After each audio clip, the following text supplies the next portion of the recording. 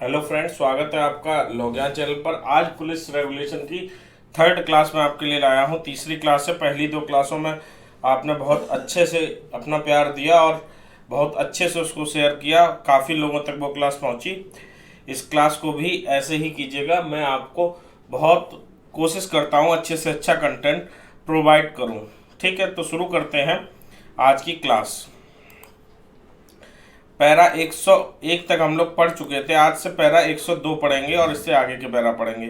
तो पैरा 102 कहता है असंज्ञेय अपराध के बारे में जो सूचना दी जाएगी पुलिस स्टेशन में, उसके बारे में प्रावधान करता है कि वह कितनी प्रतियों में होगी, कहाँ लिखी जाएगी और उन प्रतियों का क्या होगा, ये सब चीज़ें बताता है। तो अब देखते हैं असंज्ञेय अपराध की सूचना दर्ज करने के लिए नियम क्या है। रिपोर्ट चेकबुक में दर्ज होगी। किसमें दर्ज होगी? चेकबुक में। जो पुलिस फॉर्म संख्या कितना है? 347। आपसे पूछा जा सकता है कि असंज्ञेय अपराध जिस पुलिस फॉर्म संख्या में दर्ज होगी या जिस फॉर्मेट में दर्ज होगी उसका पुलिस फॉर्म संख्या कितना है? 347। कितना है? 347। याद रखिएगा 347। 347 आपका गलत नहीं होना चाहिए। ठीक है, कितने प्रतियों में होगी? 2 प्रतियों में होगी। कितने प्रतियों में होगी? 2 प्रतियों में होगी। यहाँ पे बहुत अच्छे से ध्यान रखने की चीज़ ये है कि असंज्ञेय अपराध के बारे में जो सूचना दी जाएगी वो 2 प्रतियों में होगी और संज्ञेय अपराध के बारे में जो सूचना दी जाएगी वो कितनी प्रतियों में थी, ये हमने कल आपको पढ़ाया था। तो आप ये बताइए कि कल के वीडियो को अगर आपने ध्यान से देखा है तो कमेंट में बताइए कि इस कॉग्निजेबल ऑफेंस जो संज्ञेय अपराध होता है उसकी जो इन्फॉर्मेशन दी जाएगी वो कितनी कॉपीज में होगी, उसकी कितनी कॉपी होगी और हर कॉपी का क्या किया जाएगा, ये भी उसमें हमने आपको बताया था। तो अगर आपने ध्यान से वो वीडियो देखा है तो आप कमेंट बॉक्स में उसका आंसर दीजिए, मुझे पता चले कि आप लोग कितने ध्यान से देख रहे हैं। ठीक है, तो ये अब यहाँ पर ये देखिए असंज्ञेय अपराध की जो सूचना है वो 2 प्रतियों में दी जाएगी। ठीक है, और इसकी जो मूल प्रति होगी वो तो रजिस्टर में रहेगी, जो रजिस्टर होगा पुलिस स्टेशन में असंज्ञेय अपराधों के लिए, तो उसमें रहेगी। और जो दूसरी प्रति होगी वो किसको दी जाएगी? सूचनाकर्ता को दे दी जाती है। ठीक है, तो 2 कॉपी होंगी, एक पुलिस स्टेशन में रहेगी और दूसरी सूचनाकर्ता को दे दी जाएगी। याद रहेगा आपको, पुलिस फॉर्म संख्या 347 और असंज्ञेय अपराध के बारे में प्रावधान किया जाता है। किसके बारे में? असंज्ञेय अपराध के बारे में। ठीक है, तो इस तरीके से याद रखिए। अगली स्लाइड पर चलते हैं। पैरा 106। इसमें पैरा क्रॉस कर करके हम इसलिए बता रहे हैं क्योंकि आपसे वही पैरा डिस्कस कर रहे हैं जहां से क्वेश्चन बनता है। पैरा 106 दंड प्रक्रिया संहिता की धारा 157(1) सेक्शन 157 सब क्लॉज 1 दंड प्रक्रिया संहिता का के अंतर्गत आने वाले मामलों के सिवाय, जहां पर सिवाय आ जाए आप समझ लो अपवाद है। ठीक है, तो ये हो गया धारा 157 सीआरपीसी का के अंतर्गत आने वाले मामलों के सिवाय अन्वेषण जो होगा, इन्वेस्टिगेशन जो होगा वो घटना स्थल पर ही सामान्यतः पूरा किया जाएगा। कहा जा रहा है पैरा 106 कहता है कि सभी मामलों का जो अन्वेषण होगा, इन्वेस्टिगेशन होगा वो घटना स्थल पर किया जाएगा। किन मामलों के सिवाय? सीआरपीसी की धारा 157 सब क्लॉज 1 में आने वाले 1 का में आने वाले मामलों के सिवाय। तो अब आपसे क्वेश्चन क्या बनेगा कि अन्वेषण को घटना स्थल पर ही सामान्यतः पूरा करने का प्रावधान किस पैरा में है? तो आपका आंसर होगा पैरा 106। और आपसे एक दूसरा क्वेश्चन ये बन सकता है कि अन्वेषण घटना स्थल पर ही सामान्यतः पूरा होना चाहिए, इस नियम का अपवाद क्या है? तो उसमें ऑप्शन में आपको ढूंढना होगा सीआरपीसी की धारा 157(1) का के अंतर्गत आने वाले मामले। तो इस 2 तरीके से इससे क्वेश्चन बन सकते हैं, दोनों तरीके आपको पता होने चाहिए। ठीक है, अगले पैरा पर चलते हैं। पैरा 108 अन्वेषण अधिकारी के कर्तव्य बताए गए हैं। पैरा 108 में अन्वेषण अधिकारी के कर्तव्य, इन्वेस्टिगेशन ऑफिसर की ड्यूटीज बताई गई हैं। किसमें? पैरा 108 में। तो सबसे पहले तो यही क्वेश्चन बनता है कि अन्वेषण अधिकारी के कर्तव्य किस पैरा में बताए गए हैं? पैरा 108 में बताए गए हैं। ठीक है, अब क्या क्या है? दंड प्रक्रिया संहिता की धारा 172 द्वारा स्वीकृति। दंड प्रक्रिया सीआरपीसी की धारा 172 के अंदर स्वीकृति दर्ज करने के लिए अन्वेषण अधिकारी सीआरपीसी की धारा 172 में स्वीकृति दर्ज कर सकता है। मामलों को केस डायरी अभियोग देने की पुलिस फॉर्म संख्या 342 में सूचना का समय और स्थान लिखे। प्रथम सूचना रिपोर्ट की नकल डायरी में करनी चाहिए। तो इतना याद रखने की जरूरत नहीं, 2-3 चीज़ें याद रखिए कि जो इन्वेस्टिगेशन ऑफिसर होगा वो एक तो केस डायरी को मेंटेन करेगा। जब हम आपको पुलिस एक्ट पढ़ा रहे थे तब भी हमने आपको ये चीज़ बताई थी। तो जो इन्वेस्टिगेशन ऑफिसर होगा वो क्या करेगा? पुलिस एक्ट को केस डायरी को मेंटेन करेगा। ठीक है, केस डायरी को मेंटेन करेगा। एफआईआर की एक कॉपी रखेगा, नकल, एफआईआर की जो नकल होगी वो उस केस डायरी में मेंटेन करेगा। इसके अलावा अभियोग देन की पुलिस फॉर्म संख्या 342 को मेंटेन करेगा और सीआरपीसी की धारा 172 के अंतर्गत जो प्रावधान है वो भी कंप्लीट करेगा। ठीक है, उसके आगे चलते हैं। पैरा 115 में भयानक रूप से आहत व्यक्ति की अस्पताल से पहुंचने से पूर्व मृत्यु संभव हो तो अन्वेषण अधिकारी द्वारा 2 सम्मानित व्यक्तियों की उपस्थिति में मृत्युकालिक घोषणा लेखबद्ध किया जाना तथा पृष्ठभाग पर साक्षियों के हस्ताक्षर व अंगूठा लिया जाना। तो आप लोग जानते हैं कि हम लोग मृत्युकालिक घोषणा के बारे में एविडेंस एक्ट में पढ़ते हैं। किसमें पढ़ते हैं? एविडेंस एक्ट में। एविडेंस एक्ट में हम लोगों ने क्या पढ़ा है? मृत्युकालिक घोषणा के बारे में। ठीक है, मृत्युकालिक घोषणा के बारे में किसमें पढ़ते हैं? एविडेंस एक्ट में। तो पैरा 115 क्या कहता है? उसी का प्रोसीजर बताता है कि मतलब कोई व्यक्ति है, उसका एक्सीडेंट हो गया है और भयंकर रूप से आहत हो गया है, भयंकर रूप से वह दुर्घटनाग्रस्त हो गया और ऐसी उम्मीद है कि अस्पताल में पहुंचने से पहले या अस्पताल में पहुंचकर उसकी मृत्यु हो सकती है। तो ऐसे में इन्वेस्टिगेशन ऑफिसर क्या करेगा कि किन्हीं 2 सम्मानित व्यक्तियों को, सम्मानित व्यक्ति की कोई परिभाषा नहीं दी गई है, किन्हीं भी 2 व्यक्तियों के सामने सम्मानित व्यक्तियों की उपस्थिति में उसकी मृत्युकालिक घोषणा लेखबद्ध करेगा। मृत्युकालिक घोषणा क्या होगी? ये आपको एविडेंस में सेक्शन 32 सब क्लॉज 1 में पता चलती है कि मृत्युकालिक घोषणा, डाइंग डिक्लेरेशन क्या होता है ना। मौत के कारण के बारे में जो जानकारी उस व्यक्ति द्वारा दी जा रही है जिसकी मृत्यु हो गई है, तो वो मृत्युकालिक घोषणा के अंतर्गत आता है। तो ऐसे व्यक्ति द्वारा जो जानकारी दी जाएगी वो इन्वेस्टिगेशन ऑफिसर 2 साक्षियों की उपस्थिति में लिखेगा। आप क्वेश्चन क्या क्या बन सकते हैं वो देख लेते हैं कि मृत्युकालिक घोषणा को लेखबद्ध करने के संबंध में पुलिस विनियमन में कौन सा पैरा है? तो पैरा 115 आप याद रखेंगे, पैरा 115। दूसरा क्वेश्चन बनता है कि जो पुलिस अन्वेषण अधिकारी मृत्युकालिक घोषणा पत्र कितने लोगों की उपस्थिति में लिखेगा? तो 2 सम्मानित व्यक्तियों की उपस्थिति में लिखेगा। कम से कम 2 सम्मानित व्यक्ति और अधिक से अधिक का कोई संख्या नहीं दी, लेकिन 2 लोग तो रिक्वायरमेंट है, तो 2 ही लोगों की उपस्थिति में। वहां ज्यादा लोग उपस्थित हो सकते हैं, लेकिन 2 लोगों के हस्ताक्षर और अंगूठे के निशान उसके पृष्ठभाग पर लिए जाने आवश्यक है जहां मृत्युकालिक घोषणा हुई है। तो इतना याद रखिएगा। आगे चलते हैं। पैरा 116 संदिग्ध व्यक्ति की साक्षियों द्वारा शिनाख्त के लिए परेड अन्वेषण अधिकारी द्वारा किया जाना।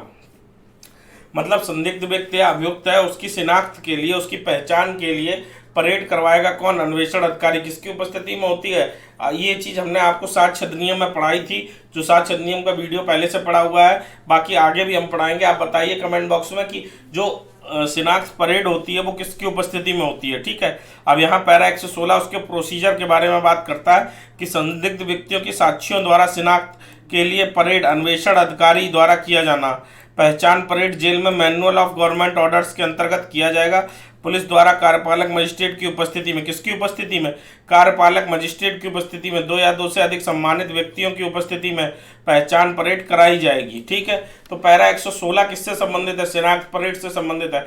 देखिए, एक तरीका ये भी होता है क्वेश्चन पूछने का, जब आपसे क्वेश्चन पूछा जाएगा तो उसमें एक तरीके से आपसे ये भी पूछा जा सकता है कि पैरा 116 दे दिया, पैरा 115 दे दिया, पैरा 112 दे दिया और कहा मैच कीजिए ये निम्न में से किस मुद्दे से संबंधित है। तो आप ऐसे याद रखिएगा कि पैरा 116 किससे संबंधित है? शिनाख्त परेड से संबंधित है। अब इसमें क्या क्या दिया गया कि जो इन्वेस्टिगेशन ऑफिसर होगा वो इसको अरेंज करेगा, किसकी उपस्थिति में? एक कार्यपालक मजिस्ट्रेट और 2 या 2 से अधिक सम्मानित व्यक्ति होने चाहिए, उनकी उपस्थिति में पहचान परेड की जाएगी। और पहचान परेड के बारे में एविडेंस एक्ट में कौन सा सेक्शन काम करता है? सेक्शन 9।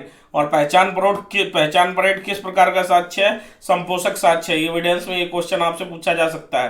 पहचान परेड किस प्रकार का साक्ष्य है? संपोषक साक्ष्य। देखिए, हम लोग थोड़ा सा जल्दी आपको लग रहा होगा डिस्कस कर रहे हैं, लेकिन जरूरी ये है कि बहुत ज़्यादा पैरा डिस्कस करने हैं। हालांकि इंपॉर्टेंट छांटे फिर भी बहुत से पैरा हो गए हैं, तो थोड़ा सा स्पीड हम लोगों को बढ़ानी पड़ेगी, तभी हम लोग अच्छे तरीके से पूरा सिलेबस कवर कर पाएंगे। आज की क्लास भी आपकी थोड़ी सी ज़्यादा लंबी होगी। अगर आप अभी तक क्लास देख चुके हो और आपको अच्छी लग रही तो वीडियो को लाइक कीजिए, चैनल को सब्सक्राइब कीजिए और वीडियो को शेयर भी कीजिएगा ज़्यादा से ज़्यादा। आइए पैरा 119 119 की बात करते हैं, मजिस्ट्रेट द्वारा संस्वीकृत अवलिखित करने के नियम। सीआरपीसी धारा 164 में जो मजिस्ट्रेट संस्वीकृति लिखता है उसके बारे में नियम किसमें दिए, पैरा 119 में दिए गए हैं। आपसे सिंपल सी क्वेश्चन यही पूछा जाएगा कि मजिस्ट्रेट द्वारा संस्वीकृत लिखने के नियम किस पैरा में दिए गए, तो पैरा 119, ये याद रखिएगा, पैरा 119। और मजिस्ट्रेट किस धारा में संस्वीकृति लिखता है पहले से ही आपको पता होना चाहिए, सीआरपीसी की धारा 164 में। अब आइए पैरा 120 की बात देख लेते हैं। पैरा 120 कहता है पुलिस अभिरक्षा में संस्वीकृति कब और किसके समक्ष लिखी जाएगी। पुलिस अभिरक्षा में जो संस्वीकृति की जाती, कन्फेशन किया जाता, वो कब और किसके समक्ष किया जाएगा। पुलिस अभिरक्षा में जो संस्वीकृति होती है, कन्फेशन होता है, उसके बारे में प्रावधान, उसके बारे में किस किस के समक्ष की जाएगी, ये पैरा 120 प्रावधानित करता है। क्या क्या प्रावधानित करता है कि जो संस्वीकृति कन्फेशन होगा, स्पष्ट रूप से देखिएगा, जो संस्वीकृति होगी, कन्फेशन होगा, वो केवल और केवल प्रथम वर्ग मजिस्ट्रेट या फिर राज्य सरकार, यहाँ स्थानीय सरकार की जगह राज्य सरकार कर लीजिएगा, राज्य सरकार द्वारा विशेष रूप से प्राधिकृत, या तो प्रथम वर्ग मजिस्ट्रेट लिख सकता है या राज्य सरकार द्वारा विशेष रूप से प्राधिकृत कोई द्वितीय वर्ग मजिस्ट्रेट, द्वितीय श्रेणी के मजिस्ट्रेट, मतलब फर्स्ट क्लास मजिस्ट्रेट संस्वीकृति लिख सकते हैं या सेकंड क्लास मजिस्ट्रेट संस्वीकृति लिख सकते हैं। और अगर सीआरपीसी की धारा 164 के अंतर्गत न्यायिक मजिस्ट्रेट एवं महानगर मजिस्ट्रेट द्वारा संस्वीकृति अवलिखित करने का प्रावधान है। अगर और कोई ऐसे मामले आते हैं, डकैती या फिर अन्य कोई महत्वपूर्ण मामला आता है, तो जिला मजिस्ट्रेट या ऐसे मजिस्ट्रेट जो विशेषतः स्थायी रूप से संयुक्त मजिस्ट्रेट हो, वो संस्वीकृति लिख सकते हैं।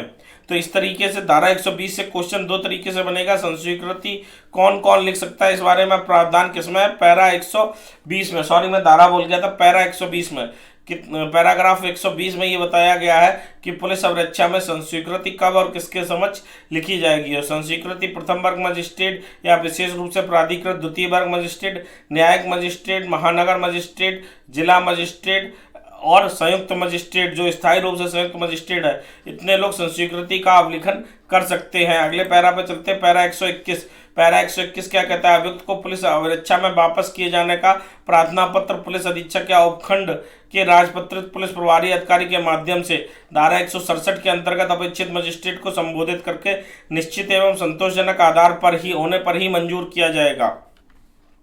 तो पैरा 121 क्या प्रावधान करता है, पुलिस रेगुलेशन का पैरा 121 प्रावधान करता है कि अभियुक्त अगर पुलिस अभिरक्षा में वापस लेना है, मतलब पुलिस रिमांड में अभियुक्त को वापस लेना है, तो ऐसा जो प्रार्थना पत्र होगा उसके लिए पुलिस विभाग जो एप्लीकेशन लिखेगा वो पुलिस अधीक्षक या फिर उपखंड के राजपत्रित पुलिस प्रभारी अधिकारी मतलब सीओ के माध्यम से धारा 167 के अंतर्गत अपेक्षित मजिस्ट्रेट को संबोधित किया जाएगा और उसमें संतोषजनक आधार दिया जाएगा क्यों पुलिस रिमांड मांगी जा रही है।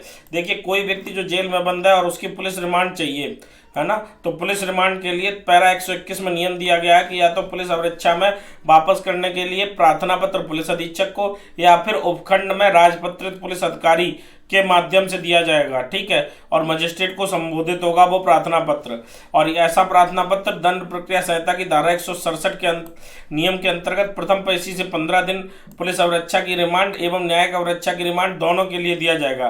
15 दिन के बाद केवल न्यायिक अभिरक्षा की रिमांड के लिए दिया जा सकता है। 15 दिन एक बार पुलिस रिमांड हो गई है उसके बाद केवल न्यायिक अभिरक्षा की रिमांड के लिए प्रार्थना पत्र दिया जा सकता है। चार्जशीट के बाद केवल न्यायिक अभिरक्षा धारा 309 के अंतर्गत चार्जशीट के बाद केवल न्यायिक अभिरक्षा का रिमांड दिया जा सकता है। तो ये चीज़ें तो आपको सीआरपीसी पढ़ने पे वैसे भी प्रैक्टिकली पता होंगी ही कि पुलिस अभिरक्षा का रिमांड 15 दिन से अधिक नहीं लिया जा सकता। उसके बाद जुडिशियल कस्टडी हो जाती है पुलिस कस्टडी से, और पुलिस कस्टडी के बारे में मजिस्ट्रेट के समक्ष कौन, एसपी या फिर उपखंड का राजपत्रित पुलिस अधिकारी, गजिस्ट्रेट पुलिस ऑफिसर ऑफ सर्किल या उपखंड मतलब सब डिवीजन का कोई राजपत्रित पुलिस अधिकारी या पुलिस अधीक्षक के द्वारा संबोधित होगा। मजिस्ट्रेट को पुलिस रिमांड पर लेना चाहते हैं लेकिन ऐसी पुलिस रिमांड अगर 15 दिन की हो गई है तो उसके बाद केवल जुडिशियल कस्टडी दी जा सकती है, न्यायिक अभिरक्षा दी जा सकती है। अगर किसी अपराधी के विरुद्ध चार्जशीट दाखिल हो गई है तो भी उसको केवल न्यायिक अभिरक्षा में ही दिया जा सकता है, ठीक है। तो इस तरीके से 121 हो गया। अब 122 देख लेते हैं। 122 में क्या कहा गया है, आरोप पत्र तथा अंतिम रिपोर्ट के बारे में प्रावधान है। आरोप पत्र तथा अंतिम रिपोर्ट धारा 173 दंड प्रक्रिया संहिता के अंतर्गत थाने के प्रभारी अधिकारी द्वारा पुलिस अधीक्षक को जानकारी के अंतर्गत न्यायालय में प्रस्तुत करना चाहिए। देखिए, जब पुलिस इन्वेस्टिगेशन करती है तो वह दो में से एक निर्णय पर पहुंचती है, या तो आरोप पत्र दाखिल करेगी, चार्जशीट जिसे कहते हैं, और या फिर अंतिम रिपोर्ट, फाइनल रिपोर्ट दाखिल करती है कि इन्वेस्टिगेशन के पश्चात हमको ऐसा मिला कि इस अपराधी के विरुद्ध या जिस व्यक्ति के विरुद्ध अभियुक्त के विरुद्ध जो चार्ज लगाए गए थे वो उसके कोई निश्चित आधार नहीं मिले या उसके गैर आधार वो चार्ज मिला, इसलिए फाइनल रिपोर्ट दाखिल की जा रही है।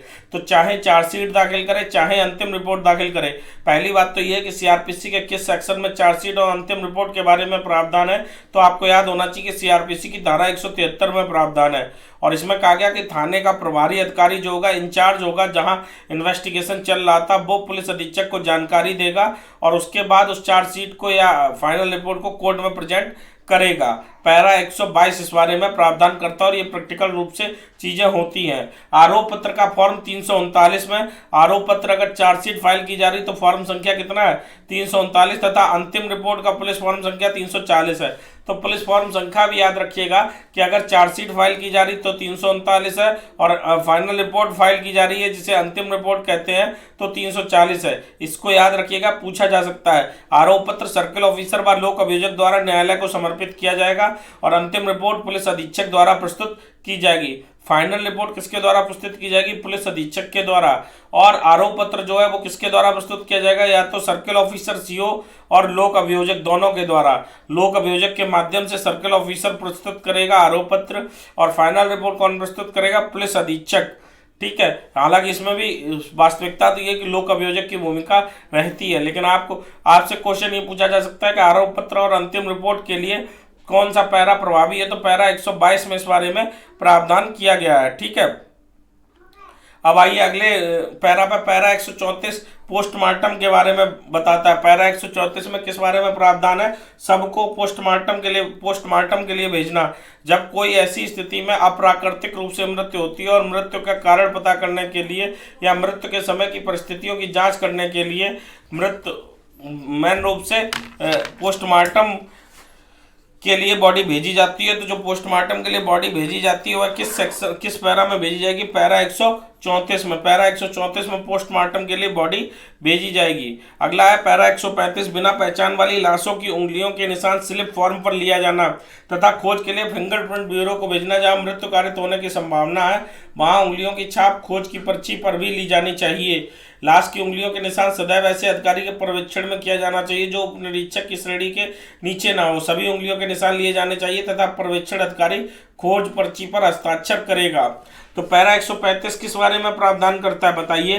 पैरा 135 प्रावधान करता है कि अगर कोई बिना पहचान वाली लाश है तो उस व्यक्ति की जो किसी व्यक्ति की लाश है जिसकी पहचान नहीं हो पाई है तो उसकी जो लाश की उंगलियां हैं उनका निशान स्लिप पर लिया जाएगा और खोज के लिए फिंगरप्रिंट ब्यूरो को भेजा जाएगा। ठीक है, इसके अलावा सभी जो उंगलियां हैं उन सभी उंगलियों का निशान लिया जाएगा और जो निशान लिया जाएगा वो अधिकारी जो भी होगा जिसकी उपस्थिति में निशान लिया जाएगा वो सब इंस्पेक्टर की नीचे की श्रेणी नहीं होगा, या तो सब इंस्पेक्टर हो या उससे ऊपर की श्रेणी के अधिकारी की उपस्थिति में ऐसा निशान लिया जाएगा। आपसे क्वेश्चन क्या क्या बनता है, पहला क्वेश्चन तो ये बनता है कि बिना पहचान वाली लाश की उंगलियों के निशान लेने के बारे में किस पैरा में प्रावधान है, तो पैरा 135 में प्रावधान है। दूसरा क्वेश्चन ये बनता है लाश की उंगलियों के निशान सदैव किस अधिकारी की उपस्थिति में लिए जाएंगे, तो आपको पता होना चाहिए कि लाश की उंगलियों के निशान उपनिरीक्षक से निम्न अधिकारी की उपस्थिति में लिए जाने चाहिए। और तीसरा, सभी उंगलियों के निशान लिए जाने चाहिए। किसी ऐसा कह सकते हैं कि केवल एक उंगली का निशान लिया जाना चाहिए या दोनों हाथ की एक उंगली का, नहीं, सभी उंगलियों के निशान लिए जाने आवश्यक है। अगला है पैरा 135 का, ये भी उसी बारे में, पैरा 135 जिस बारे में है कि बिना दावे या बिना पहचान वाली लाशों को पुलिस अधीक्षक किसको सौंपेगा, मान्यता प्राप्त मेडिकल कॉलेज को, मान्यता प्राप्त मेडिकल कॉलेज को सौंपेगा। और कॉलेज का जो प्रभारी अधिकारी होगा मान्यता प्राप्त मेडिकल कॉलेज का, वो पुलिस अधीक्षक को इस आशय का प्रमाण पत्र देगा कि लाश की शरीर रचना विज्ञान द्वारा की गई परीक्षा व चीर फाड़ की परीक्षा करने के बाद उसे धर्म के अनुसार अंत्येष्टि कर दी जाएगी। तो अगर बिना पहचान वाली कोई लाश है तो उसको किसको सौंपा जाएगा, मान्यता प्राप्त मेडिकल कॉलेज को। मेडिकल कॉलेज का जो प्रधानाचार्य होगा या जो मेडिकल कॉलेज का प्रभारी अधिकारी होगा, इंचार्ज होगा, वो क्या करेगा, वो पुलिस अधीक्षक को इस बात की प्रमाण पत्र देगा कि लाश का जो प्रयोग है वो चिकित्सीय उद्देश्यों से, मतलब चिकित्सा शिक्षा के उद्देश्य से प्रयोग करने के बाद या शरीर रचना विज्ञान द्वारा की गई परीक्षा करने के बाद उसको धर्म के अनुसार अंत्येष्टि कर दी जाएगी, धर्म के अनुसार अंत्येष्टि कर दी जाएगी। तो आपसे धारा 135 का से केवल इतना क्वेश्चन बनता है कि बिना दावे वाली लाश को मेडिकल कॉलेज को सौंपने का प्रावधान किसका है, पैरा 135 का या दूसरा क्वेश्चन ये बनता है कि बिना दावे वाली लाश को अगर मेडिकल कॉलेज को सौंपने के लिए कौन सशक्त है, तो वो पुलिस अधीक्षक है, पुलिस अधीक्षक ही इसको सौंप सकता है। ठीक है, तो इस तरीके के क्वेश्चन बनते हैं। थोड़ा सा ज़्यादा लंबा लेक्चर हो रहा है, लेकिन और थोड़ा सा पढ़ लेते हैं क्योंकि बहुत जल्दी हम लोगों को सब कुछ कवर करना है। ठीक है, 137 फिर से उसी बारे में, सभी मृत शरीर जिनकी परीक्षा आवश्यक है जिले के प्रधान कार्यालय को भेजा जाएगा। किसको भेजा जाएगा, जिले के प्रधान कार्यालय को। ऐसे सभी शरीर जो पोस्टमार्टम जिनका होना चाहिए, ऐसे सभी मामले जिनमें पोस्टमार्टम बनता है, उसमें बॉडी को जिले के प्रधान कार्यालय को भेजी जाएगी। पैरा 138 सरकारी रेलवे पुलिस द्वारा जिले के मुख्यालय को परीक्षा हेतु भेजे गए सबके मामले में संबंधित जिले के पुलिस अधीक्षक पर निर्भर करेगा कि वह निश्चय करे कि मरणोत्तर सब परीक्षा वास्तव में आवश्यक है या नहीं है। मतलब अगर रेलवे पुलिस द्वारा जिले के मुख्यालय को बॉडी भेज दी गई है, सब भेज दिया गया है, तो जिले के पुलिस अधीक्षक इस बात को डिसाइड करेगा कि क्या मौत ऐसी परिस्थिति में हुई है कि इसका पोस्टमार्टम होना चाहिए या नहीं होना चाहिए। ये चीज़ कौन डिसाइड करेगा, पुलिस अधीक्षक। धारा 137 कहती है जिले के प्रधान कार्यालय को भेजी जाएगी, और 138 कहती है कि जिले के प्रधान कार्यालय को तो भेज दी गई है, लेकिन इसमें पुलिस अधीक्षक ये डिसाइड करेगा कि जो सब परीक्षा है, जो मरणोत्तर सब परीक्षा है, वो वास्तव में आवश्यक है या नहीं है। तो इस बात को डिसाइड करने का अधिकार किसका है, पुलिस अधीक्षक का है। यही आपसे पूछा भी जा सकता है 138 में कि कौन डिसाइड करेगा कि मरणोत्तर सब परीक्षा आवश्यक है या नहीं है ना।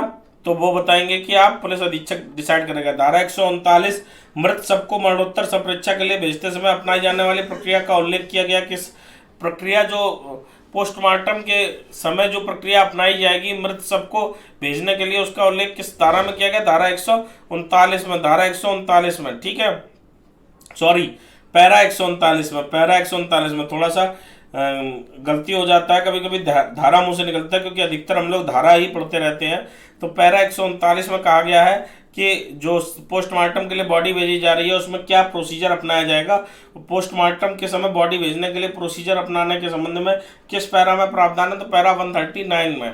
पैरा 140 पंचायतनामा भरकर सबका परीक्षण हेतु भेजने वाला पुलिस अधिकारी सब परीक्षा के उद्देश्य की स्पष्ट रूप से व्याख्या करेगा और पुलिस अधीक्षक को अनावश्यक रूप से भेजने पर रोक लगा सकता है। पंचायतनामा जो पोस्टमार्टम के लिए जब बॉडी भेजी जाती है तो एक फॉर्म भरा जाता है, ठीक है। तो पंचनामा जिसको कहते हैं, क्या कहते हैं, पंचनामा। पंचनामा भरकर सबका परीक्षण हेतु भेजने वाला पुलिस अधिकारी जो होगा सब परीक्षा के उद्देश्य की स्पष्ट रूप से व्याख्या करेगा। जैसे पंचनामा भरेगा तो बताएगा कि फांसी लगा के फांसी पर लटकी हुई लाश मिली है और पोस्टमार्टम कराने का उद्देश्य है कि क्या वास्तव में इसकी मृत्यु फांसी पर लटक कर हुई है, ऐसे करके भरा जाता है। या फिर कोई बॉडी नदी में मिली है तो ये पूछा जाएगा कि ये बॉडी जो मिली है इसकी मृत्यु डूब के हुई है या मार के इसको डाला गया पानी में, तो ये उद्देश्य है। तो जो उद्देश्य होगा वो स्पष्ट रूप से पंचनामा में लिखा जाएगा, ठीक है। पैरा 140 तो पुलिस अधीक्षक जब उसको देखेगा तो उसके बाद निर्णय ले सकता है कि इसका पोस्टमार्टम होना चाहिए या नहीं होना चाहिए, ठीक। पैरा 141 कहता है कि लोक अभियोजक सिविल सर्जन को परीक्षा के लिए कोई वस्तु या पदार्थ भेजते हुए उससे सीधे पत्र व्यवहार कर सकेगा। सिविल सर्जन कौन, सिविल सर्जन जो पोस्टमार्टम का प्रभारी होगा, पोस्टमार्टम का जो प्रभारी होगा उससे क्या करेगा, उससे लोक अभियोजक सीधा कोई वस्तु या पदार्थ भेजते हुए व्यवहार कर सकता है। कैसे, कोई वस्तु या पदार्थ भेजेगा और इसकी जांच कराने के लिए सिविल सर्जन से कह सकता है, या अन्य कोई ऐसा कार्य जो उसके अपने कार्य में सहायता प्रदान करेगा शासकीय कार्य में, लोक अभियोजक ऐसा सीधा सिविल सर्जन से पत्र व्यवहार कर सकता है। बहुत इंपॉर्टेंट नहीं है लेकिन देख लीजिए 141 नंबर पैरा। 143 बहुत इंपॉर्टेंट है, पूछा भी जाता है। घायल व्यक्तियों को चिकित्सालय या मुख्यालय भेजने का क्या कहना चाहिए प्रावधान है वो किस पैरा में, पैरा 143 में। पैरा 143 पैरा 144 चोट या सब परीक्षा की रिपोर्ट 3 प्रतियों में चिकित्सा अधिकारी तैयार करेगा। चोट या सब परीक्षा की रिपोर्ट कौन तैयार करेगा? चिकित्सा अधिकारी। कितनी प्रतियों में तैयार करेगा? 3 प्रतियों में। 3 प्रतियों में आपसे पूछा जाएगा, चोट, किसी व्यक्ति को चोट लग गई है, वह जिला अस्पताल गया, तो उसकी जो रिपोर्ट होगी वो कितनी प्रतियों में तैयार होगी। इस तरीके से घुमा के आपसे क्वेश्चन पूछा जाएगा, तो आप बता देंगे 3 प्रतियों में। या पूछा जाएगा कि जो सब परीक्षा है उसकी रिपोर्ट जो चिकित्सा अधिकारी तैयार करेगा वो किस धारा में तैयार करेगा? तो सेक्शन 140 पैरा 144 में। किस पैरा में तैयार करेगा? पैरा 144 में। पैरा 145 शवों को ले जाने और खून और आहतों बंद स्ट्रेचर की व्यवस्था, बहुत इंपॉर्टेंट नहीं है, एक बार देख लीजिएगा। आगे 146 किसी भी व्यक्ति को उसकी इच्छा के विरुद्ध चिकित्सीय परीक्षण हेतु नहीं भेजा जाना चाहिए। अगर कोई व्यक्ति अपना चिकित्सीय परीक्षण नहीं कराना चाहता तो उसकी इच्छा के विरुद्ध नहीं भेजा जाएगा। कुछ आपराधिक मामले सीआरपीसी में दिए गए हैं, वो जब हम लोग सीआरपीसी डिस्कस करेंगे वहाँ पर देखेंगे, ठीक है। अगर कोई महिला ऐसी है जो पुलिस अधिकारी से परीक्षा नहीं कराना चाहती तो उसकी जो स्थानीय अस्पताल होगा वहाँ पर लेडीज डॉक्टर से परीक्षा कराई जानी चाहिए। तो महिला अगर ऐसी है जो पुरुष अधिकारी से परीक्षा नहीं कराना चाहती तो पैरा 146 इसकी पावर देता है कि वह महिला चिकित्सा अधिकारी से परीक्षा करा सकती है, ठीक है। पैरा 146। पैरा 147 का लोकसभा विधानसभा के सदस्यों की गिरफ्तारी की प्रक्रिया दी गई है। पैरा 147 का में क्या दिया गया है? लोकसभा और विधानसभा के सदस्यों की गिरफ्तारी की प्रक्रिया। स्पीकर को गिरफ्तारी की सूचना दिया जाना। अध्याय 13 में बताया गया है कि स्पीकर को गिरफ्तारी की सूचना किस प्रकार दी जाएगी। पैरा 147 का क्या कहता है? लोकसभा व विधानसभा के सदस्यों की गिरफ्तारी की प्रक्रिया। ये पूछा भी जा चुका है कि लोकसभा के सदस्यों की गिरफ्तारी के संबंध में प्रक्रिया किस पैरा में दी गई है पुलिस विनियमन के? तो पैरा 147 का। पैरा 169 लोक अभियोजक के कर्तव्य से संबंधित मजिस्ट्रेट की जानकारी में उन समस्त मामलों को लाए जिससे अदावाकृत संपत्ति 6 माह से अधिक अवधि तक माल खाना में पड़ी है, और उस समस्त माल को लाए जिसके विलंब के आदेश के कारण विनष्ट होने वाली स्वभाव वाली संपत्ति खराब हो रही है। देखिए, आपने कई जगह पढ़ा है कि ऐसी संपत्ति जो 6 माह से अधिक बिना दावे के है उसका डिस्पोजल होगा, वो राज्य सरकार में निहित हो जाएगी, या राज्य सरकार बताएगी कि उसका क्या किया जाना है। या फिर कोई ऐसी संपत्ति है जिस पर कोई दावा नहीं कर रहा लेकिन वो 6 प्रकृति की है, वो 6 महीने नहीं चल पाएगी, तो राज्य सरकार उस संपत्ति को बेचेगी और बेच के उससे जो धन होगा उसको 6 महीने तक संरक्षित रखेगी। ऐसे प्रावधान आपने पढ़े हैं। अब ये पैरा 169 क्या प्रावधान करता है कि अगर कोई ऐसी संपत्ति है जो दावे में नहीं है, जिसका किसी पर कोई दावा नहीं है या कोई व्यक्ति उस पर दावा नहीं कर रहा है, तो पब्लिक प्रोसिक्यूटर की ये ड्यूटी है कि वो जो संपत्ति है उसके बारे में मजिस्ट्रेट को बताए और मजिस्ट्रेट के संज्ञान में लाए कि ऐसे माल खाने में ये संपत्ति पड़ी हुई है जो 6 महीने से अधिक हो गए, किसी ने दावा नहीं किया है। फिर मजिस्ट्रेट उस पर आगे का विधि के अनुसार आदेश देगा। तो माल खाने में पड़ी हुई अदावाकृत संपत्ति के बारे में प्रावधान 169 में, माल खाने में पैरा 169 में माल खाने में पड़ी हुई संपत्ति को मजिस्ट्रेट के संज्ञान में कौन लाएगा? तो आपसे ऑप्शन पूछा जाएगा, माल खाने का प्रभारी अधिकारी, थाने का इंचार्ज, पुलिस अभियोजक, या इनमें से कोई नहीं। तो आपका आंसर क्या होगा? पुलिस अभियोजक। पब्लिक प्रोसिक्यूटर उस चीज़ को संज्ञान में लेकर आएगा, और कोई ऐसी संपत्ति जो विनष्ट हो जाएगी तो उसको 169 में पहले ही बेच दिया जाएगा। पैरा 170 लोक अभियोजक को माल खाने का मासिक निरीक्षण करना चाहिए। जो लोक अभियोजक पब्लिक प्रोसिक्यूटर है वो माल खाने का मासिक निरीक्षण कर सकता है। माल खाने के मासिक निरीक्षण के पब्लिक प्रोसिक्यूटर की पावर के बारे में प्रावधान किस धारा में है? पैरा 170 में। पैरा 170 में पैराग्राफ 170 में एक राजपत्रित अधिकारी को इसे त्रैमासिक निरीक्षण करना चाहिए। इसके लिए रजिस्टरों को चेक करना चाहिए और हस्ताक्षर करने चाहिए।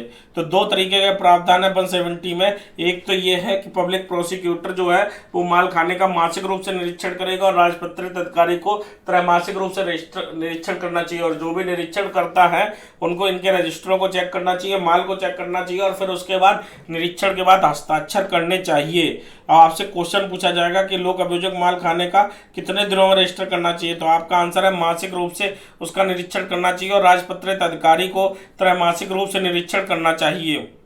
अगला है पैरा 215 अपराध करके फरार व्यक्ति के लिए उद्घोषणा और कुर्की के संबंध में।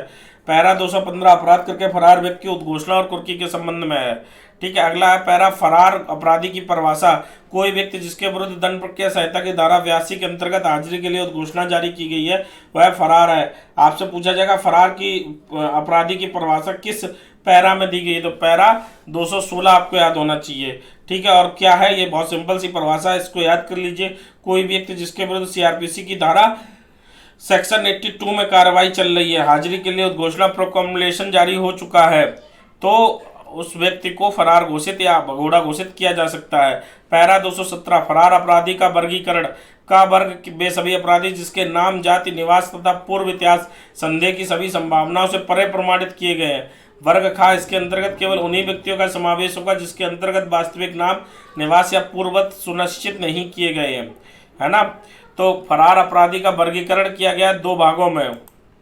फरार अपराधी का वर्गीकरण 2 भागों में किया गया। एक तो वे अपराधी जो अपराधी हैं, घोषित हो चुके, उनका नाम पता है, जाति पता है, निवास स्थान पता है, लेकिन पकड़ में नहीं आ रहे हैं, है ना, तो वो। और दूसरा वर्ग कौन सा है, केवल जिनका नाम, निवास, स्थान कुछ भी निश्चित नहीं किया गया, केवल अपराध हुआ है और उनकी पहचान नहीं हो पाई है। तो 2 वर्ग हो गए फरार अपराधियों के।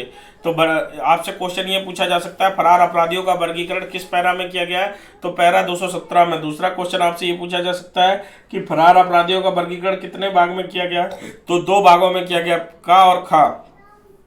तो यहाँ 217 तक हम लोगों ने पढ़ लिया है। आगे हम लोग अगली क्लास में पढ़ेंगे।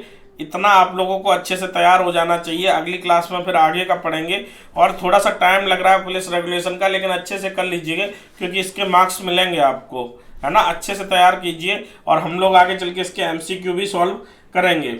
आज की क्लास में बस इतना ही। शाम को मध्यकालीन भारत की आपकी क्लास आ रही है, उसको भी देखते रहिए।